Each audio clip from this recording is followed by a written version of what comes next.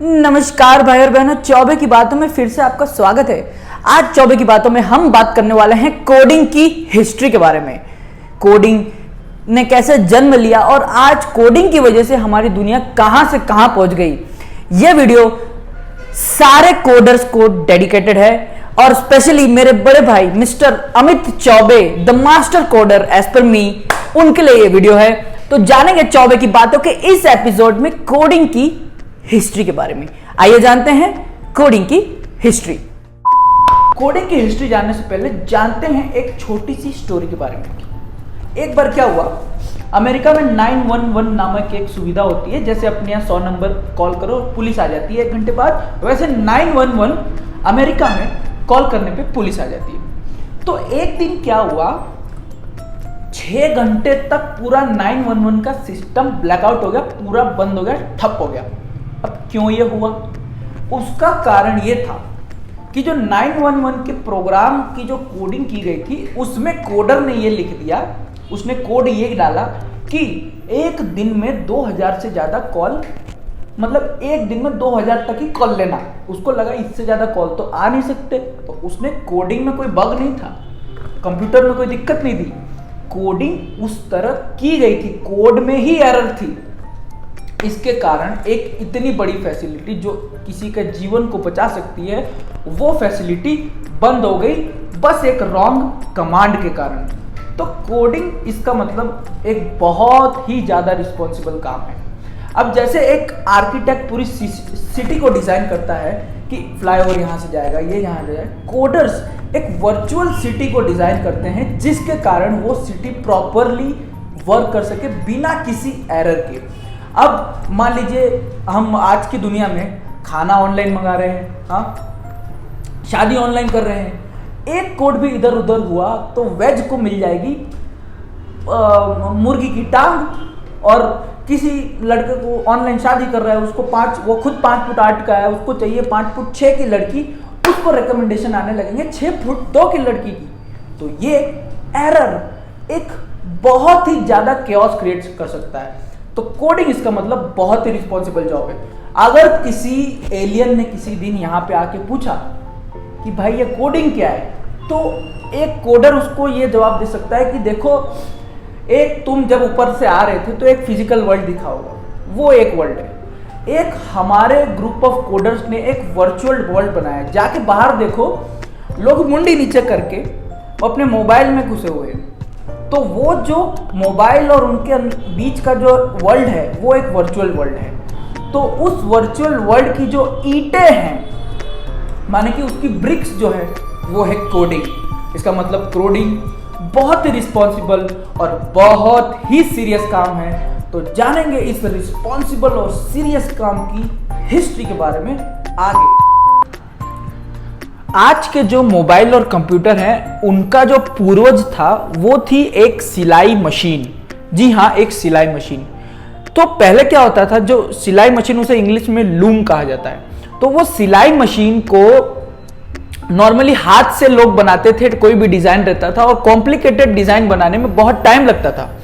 तो एक बार 1804 में एक नया लूम इन्वेंट किया गया जिसमें उस डिजाइन जो नीडल्स होती थी, जो सुई होती थी, उसके नीचे एक प्लेट रखी गई जिसमें होल बने रहते थे। मान लीजिए आपको बनाना है गुलाब, तो गुलाब के शेप में होल्स बने रहते थे। तो क्या होता था, अगर आपको कपड़े पे गुलाब बनाना है, प्रिंट करना है, तो वो जो नीडल्स जब ऊपर से गिरेंगी, सुइयां जब ऊपर से गिरेंगी, तो वो सिर्फ उन्हीं होल्स में से पास होगी और ऑटोमेटिकली ज्यादा किसी एफर्ट के बिना वो गुलाब बना देंगी।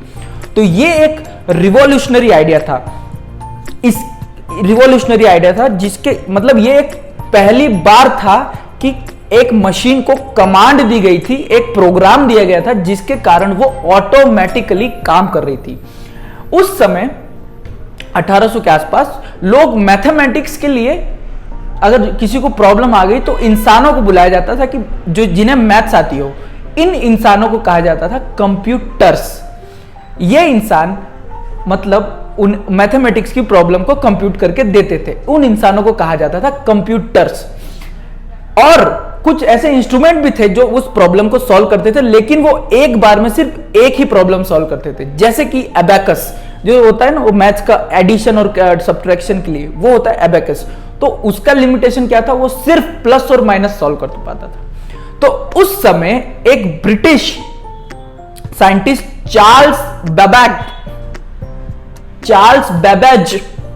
बेबेज ने सोचा, यार एक ऐसा मैथमेटिकल टूल होना चाहिए जिसमें मैं प्रोग्राम डालूं और मैं इंस्ट्रक्शन दूं और मैथ्स के प्रॉब्लम कैलकुलेट होके बाहर निकल आए। तब उन्होंने बनाई एक मशीन जिसका नाम उन्होंने दिया द एनालिटिकल इंजन। वो क्या था, इंसान द्वारा बनाया गया पहला कंप्यूटर। उसमें बेसिकली क्या था, वो जो ये लूम की जो टेक्नोलॉजी थी होल्स वाली, और होल्स वाला उसमें पॉइंट था, तो उन्होंने एक मशीन बनाई जिसमें कार्ड्स रहते थे। वो कार्ड्स में हर प्रॉब्लम्स के अनुसार उसमें होल्स किए जाते थे, प्रॉब्लम के हिसाब से वो कार्ड्स रखे जाते थे। तो जब हम उस कार्ड्स का यूज करके जब उसमें इंस्ट्रक्शन देते थे, तो वो जो नीडल्स रहती थी वो उसी होल्स में पास होके मैथमेटिकली एक हार्डवेयर से कनेक्ट होके प्रॉब्लम्स के सॉल्यूशन देती थी। वो बहुत ही कॉम्प्लेक्स प्रॉब्लम सॉल्व नहीं कर पाती थी, लेकिन आप इसे एक पहला एडवांस कंप्यूटिंग सिस्टम आप इसे कह सकते थे। वो इसे ज्यादा डेवलप कर सके उससे पहले उनका देहांत हो गया। लेकिन उनकी जो असिस्टेंट थी जिसका नाम था एडा बैरन, उन्होंने सोचा कि इस टेक्नोलॉजी का यूज करके, ये लूम और हार्डवेयर की टेक्नोलॉजी का यूज करके हम क्यों ना म्यूजिक और पूरे के पूरे सेंटेंस हम एज मशीन को दें और मशीन हमको आउटपुट दे दे। तो यहां से शुरू हुआ कंप्यूटिंग की दुनिया का रेवोल्यूशन। आगे जानेंगे मोर्स कोड के बारे में, क्योंकि अगर आपको जानना है कोडिंग के बारे में तो मोर्स कोड को आपको थोड़ा बहुत समझना पड़ेगा। तो जानेंगे मोर्स कोड के बारे में आगे। तो अब जानते हैं मोर्स कोड क्या है। मोर्स कोड बेसिकली एक बाइनरी लैंग्वेज है, माने कि नंबर्स की भाषा। अब जैसे कि आपको अगर गोवा लिखना है तो गोवा, तो इस मोर्स कोड में क्या किया गया है कि हर लेटर को एक नंबर दे दिया गया है। मान लीजिए जी को हम कहेंगे 001, ओ को हम कहेंगे 0011 और ए को हम कहेंगे 1100। तो अगर आपका दोस्त बोल रहा है कि भाई तू कहाँ है और आपको उसे मोर्स कोड में जवाब देना है, तो आपको बस टाइप करना है 001 0011 1100। तो अगर वो मोर्स कोड के बारे में जानता होगा तो उसे समझ में आ जाएगा ये गोवा लिखा हुआ है। तो मोर्स कोड बस एक नंबर की भाषा है। इसका यूज करके हमने मशीन और इंसान के बीच की एक कॉमन लैंग्वेज को पहली बार डेवलप किया। एक मशीन और इंसान की कॉमन लैंग्वेज। इसमें 1 और 0 बाइनरी डिजिट हैं जिसे कहा जाता है बिट। और आपने स्कूल में पढ़ा ही होगा, 1 मार्क्स के लिए आता था कंप्यूटर के पेपर में कि 8 bits is equal to 1 byte. और अगर आप किसी को पीडीएफ भेज रहे हैं 1 MB की, 1.1 MB की, तो इसका मतलब उसमें 88 लाख 1 और 0 के कॉम्बिनेशन की एक फाइल है। इतने नंबर्स की वो फाइल है। तो ये है मोर्स कोड और बाइनरी लैंग्वेज, जिसके कारण मशीन और इंसान में पहली बार एक कॉमन लैंग्वेज बनी। मोर्स कोड को समझने के बाद अब हम समझते हैं कंप्यूटर को चलाने के लिए कुछ बेसिक इंग्रेडिएंट के बारे में। पहला, अब आपको याद होगा बचपन में हमारे पास सेल रहता था, तो उसमें हम एक वायर इधर लगाया, यहाँ बल्ब लगाया, यहाँ पे टच किया तो बल्ब ऑन, हटा दिया तो बल्ब ऑफ। तो अगर हम बहुत सारे ऐसे सर्किट्स को एक बोर्ड पे हम रख दें और उसमें लॉजिकली हम कमांड अगर सेट कर दें, तो हमारे दिए हुए इंस्ट्रक्शन का प्रॉपरली एग्जीक्यूशन हो जाएगा लॉजिकली। अब लॉजिक माने ये हुआ तो ऑन, ये हुआ तो ऑफ, ये हुआ तो ऑन, ये हुआ तो ऑफ, ये है लॉजिक। इसे कंप्यूटर वाले अपनी भाषा में, कोडर अपनी भाषा में बोलते हैं लॉजिक एंड सर्किट या फिर लॉजिक गेट। अब नेक्स्ट जो टर्म है उसे कहा जाता है एल्गोरिदम। एल्गोरिदम क्या होता है? इफ एंड देन, ये हुआ तो ये, अगर ये हुआ तो ये। अब मैं आपको समझाता हूं एल्गोरिदम मेरी भाषा में सिंपली। अब मान लीजिए मैं गाड़ी चला रहा हूं। अगर मैं गाड़ी चला रहा हूं, मेरे सामने अगर कोई गाड़ी है, मैं हॉर्न मारा, उसने मुझे साइड दे दी, मैं निकल गया, तो एज पर माय लॉजिक ये आदमी अच्छा है। If he gives me side, he is अच्छा। अब मैं गाड़ी चला रहा हूं, दूसरा लॉजिक, अब मैं गाड़ी चला रहा हूं, मैंने हॉर्न मारा, वो साइड नहीं दे रहा है, तो अगर वो साइड नहीं दे रहा है तो वो है चूतिया। तो ये हुआ दूसरा logic. If he gives side तो अच्छा आदमी, अगर वो साइड ना दे तो वो है विशुद्ध चूतिया। तो इसे कहते हैं एल्गोरिदम। ये हुआ तो ये हुआ तो ये। अब हम बताते हैं कि शुरुआती समय में इस लॉजिक और एल्गोरिदम के द्वारा एक बहुत ही बड़ा कांड कह सकते हैं, कांड हुआ। अब पहले क्या था, जब फिजन बम फोड़ा गया था, फिजन माने न्यूक्लियर बम। न्यूक्लियर बम में पहले जो भी पहली बार जब फूटा था, तो उसमें जो सारे मैथमेटिकल कैलकुलेशन थे, जो भी इसे मतलब थर्मोक्यूलर कैलकुलेशन, बहुत ही हाई लेवल का कैलकुलेशन था, वो इंसान करते थे। तो जब पहली बार फोड़ा गया था तो वो इंसानों द्वारा किया गया। नेक्स्ट टाइम जब उसे 1952 में किया गया, तब एक कंप्यूटर का उपयोग किया गया जिसे कहते हैं इनाक कंप्यूटर। उसमें ये लॉजिक और एल्गोरिदम का यूज किया गया। जब उसमें ऑटोमेटिकली उसने एल्गोरिदम और लॉजिक का यूज करके उसने 3 हफ्तों तक कैलकुलेशन किया, और उस कैलकुलेशन के बाद ऑटोमेटिकली उसने कर दिया एक ब्लास्ट, जो कि हिरोशिमा और नागासाकी में गिराए हुए परमाणु बम से 100 गुना ज्यादा ताकतवर था।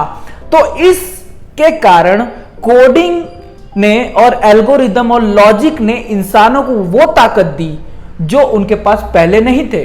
अगर आपके पास प्रॉपर और एलिगेंटली और अच्छे से लिखा हुआ एल्गोरिदम है, तो वो इंसान को, एक नॉर्मल इंसान से एक पावरफुल इंसान बना सकता है। इतनी ताकत है कोडिंग, एल्गोरिदम, लॉजिक्स में।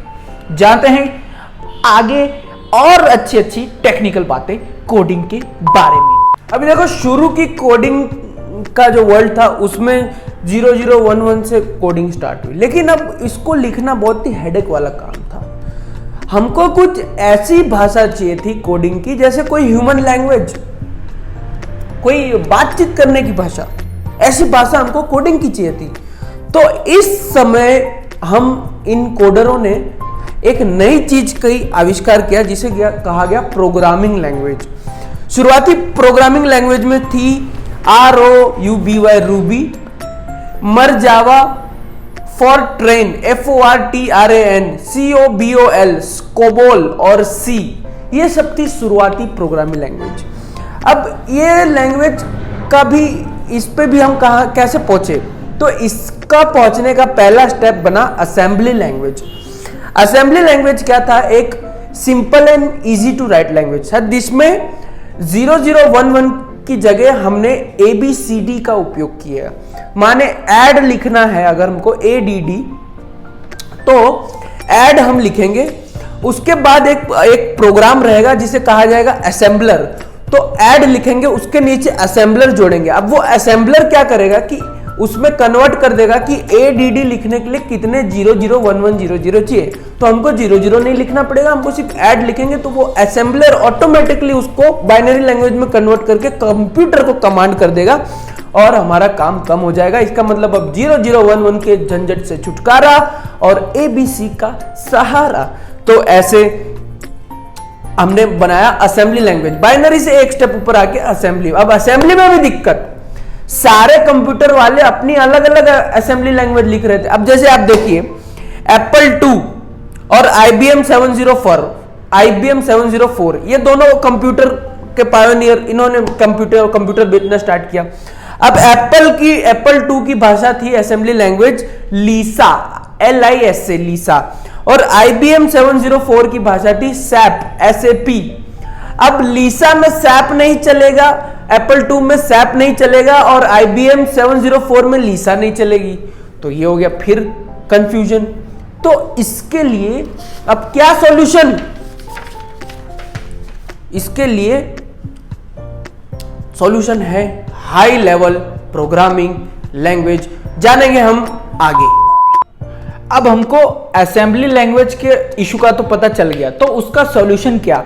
तो सॉल्यूशन ये आया कि असेंबली लैंग्वेज का यूज करके हमने बनाया high level language, binary code, उसके ऊपर असेंबली लैंग्वेज, उसके ऊपर high level language. High level language कुछ आपको नाम बताता हूं, LISP, Lisp, basic, Python 3, HTML5। ये थी शुरुआती कुछ हाई लेवल लैंग्वेजेस।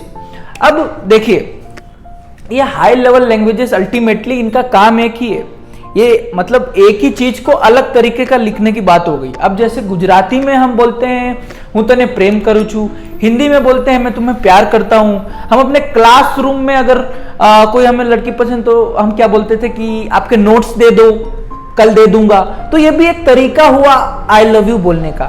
तो ये जो हाई लेवल प्रोग्रामिंग लैंग्वेज है, इसका मतलब तरीके अलग हैं, मतलब काम वही है, तरीके अलग हैं, काम वही है। अब देखो, अल्टीमेटली कंप्यूटर को यूज तो करते हैं आम इंसान। अब आम इंसान ये कोडिंग वोडिंग थोड़ी करेगा, उनको तो चाहिए कि भाई मैं ये बटन दबाओ मेरा काम हो जाए, तुम पीछे का संभाल लो बैकएंड। उनको चाहिए ये बटन दबाना, बटन दबाओ उनका काम हो जाए। तो ये जो बटन दबाएं इजीली और उनका काम हो जाए, सेंड तो send, add to cart, ordered, order, ये सब जो इतना इजीली हो जाता है, वो क्या है? वो है कंप्यूटर्स को यूजर फ्रेंडली बनाना, स्मार्टफोन को यूजर फ्रेंडली बनाना by providing some graphical interface, GUI, binary language, assembly language, high level language. High level language के बाद GUI आया। GUI माने ग्राफिकल यूजर इंटरफेस, माने इसकी शुरुआत हुई सन 1968 में डग एंगलबर्ट द्वारा। आइए देखते हैं उन्होंने क्या डेमोन्स्ट्रेट किया था, पहला ग्राफिकल इंटरफेस 1968 का। आइए देखते हैं। अब दोस्तों, मैं जो आपको दिखाने जा रहा हूं उसे कहते हैं मदर ऑफ ऑल डेमोज। मतलब इन दुनिया में पहली बार ग्राफिकल यूजर इंटरफेस का डेमो दिया गया मिस्टर डग एंगलबर्ट द्वारा। आइए देखते हैं।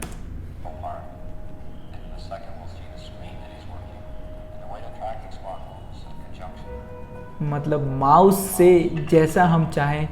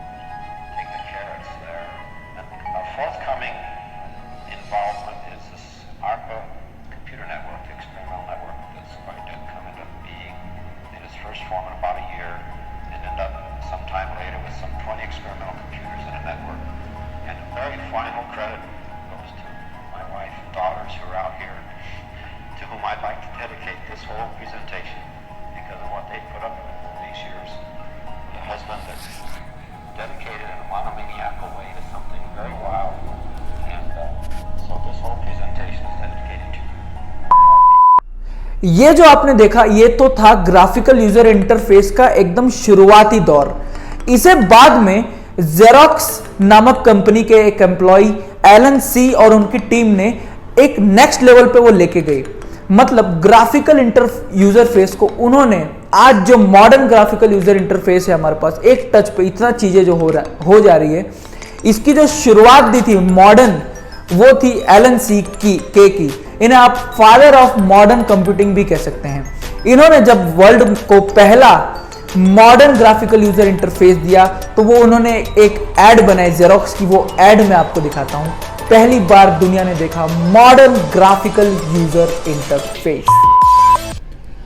अब हम देखने जा रहे हैं मॉडर्न डे का पहला ग्राफिकल यूजर इंटरफेस का इंट्रोडक्शन।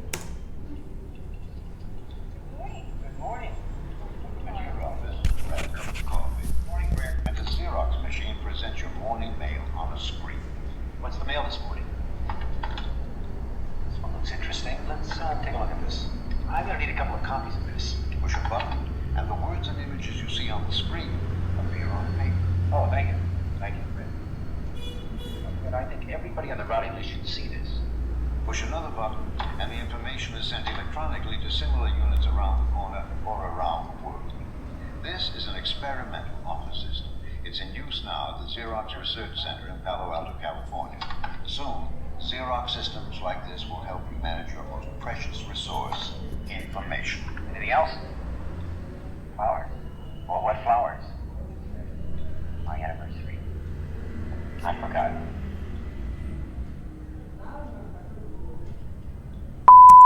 अभी हमारी जर्नी स्टार्ट हुई थी असेंबली लैंग्वेज से। असेंबली लैंग्वेज से अपग्रेड होके हम पहुंचे एडवांस लैंग्वेज पे, एडवांस प्रोग्रामिंग लैंग्वेज पे। अब हमको कंप्यूटर के साथ बातचीत करने की एक भाषा तो मिल गई, लेकिन अब इसको हम कंप्यूटर के सामने बैठने वाले जो इंसान हैं उनको तो ये लैंग्वेज नहीं आती होगी, तो उनको हम कैसे जोड़े? इसका सॉल्यूशन मिला ग्राफिकल यूजर इंटरफेस। अब ग्राफिकल यूजर इंटरफेस आ गया, अब उस पे आदमी करे तो करे क्या, बोले तो बोले क्या।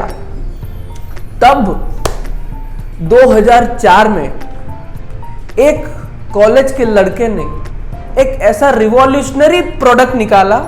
उसने ये जो उसने PHP नामक प्रोग्रामिंग लैंग्वेज का यूज करके कस्टमर के लिए एक ऐसा ग्राफिकल यूजर इंटरफेस और एक का कॉम्बिनेशन करके PHP language graphical user interface का कॉम्बिनेशन करके एक उसने वेबसाइट बनाई, जिस वेबसाइट का इंट्रोडक्शन उसने दिया 2004 के अपने पहले इंटरव्यू में। आइए देखते हैं कौन सी थी वो वेबसाइट जिसने बाद में दुनिया को टोटली बदल दिया।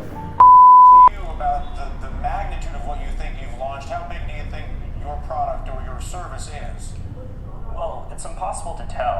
When we first launched, we were hoping for, maybe 400, 500 people.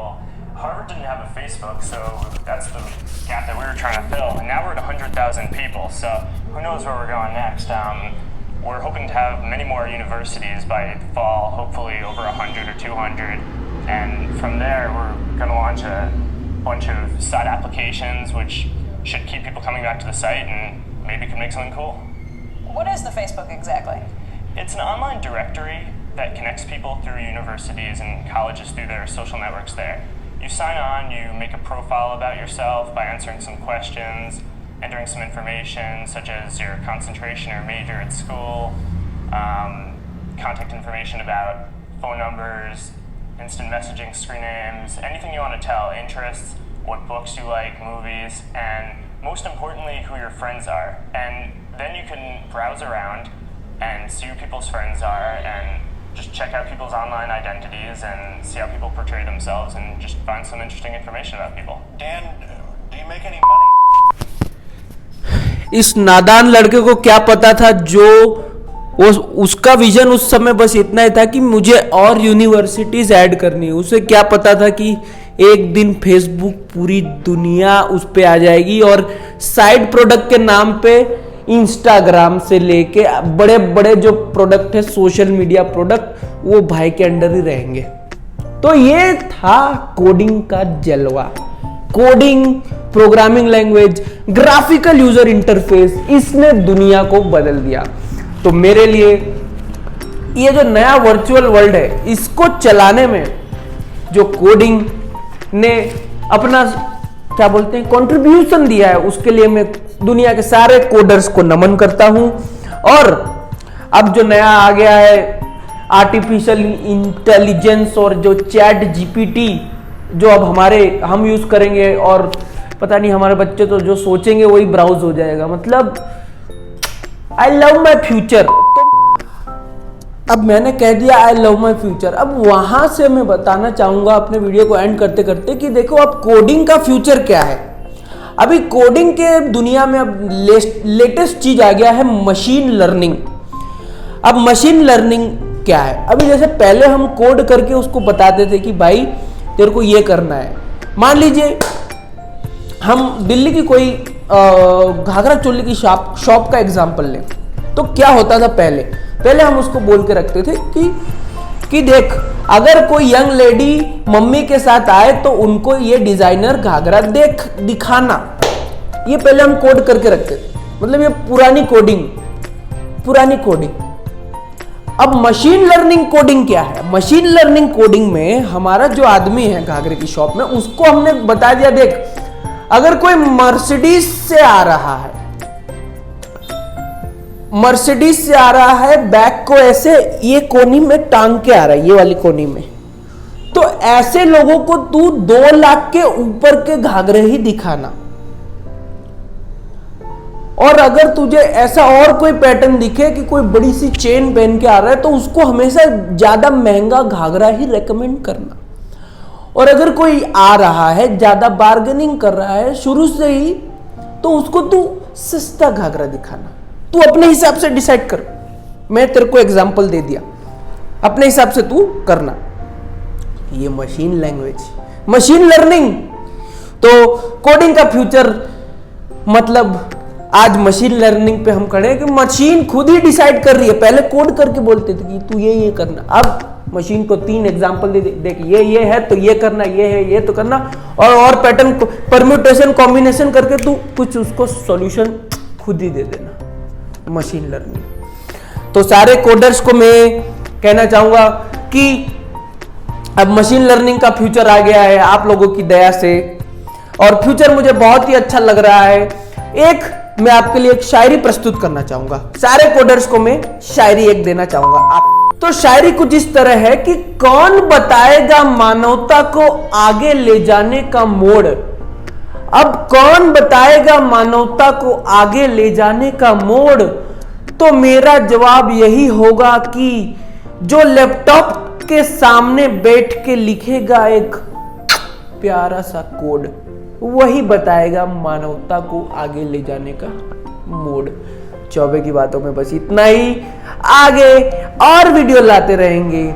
भगवान करे किसी कोडर के एल्गोरिदम से मेरा ये वीडियो थोड़े दुनिया के सारे कोडर्स को पहुंच जाए जिसको हिंदी आती हो, और मुझे एक अच्छा सा थैंक यू मिल जाए उनकी तरफ से, क्योंकि मैंने अपना थैंक यू दे दिया है इस वीडियो में। धन्यवाद। चौबे की बातों में बस इतना ही। बाय।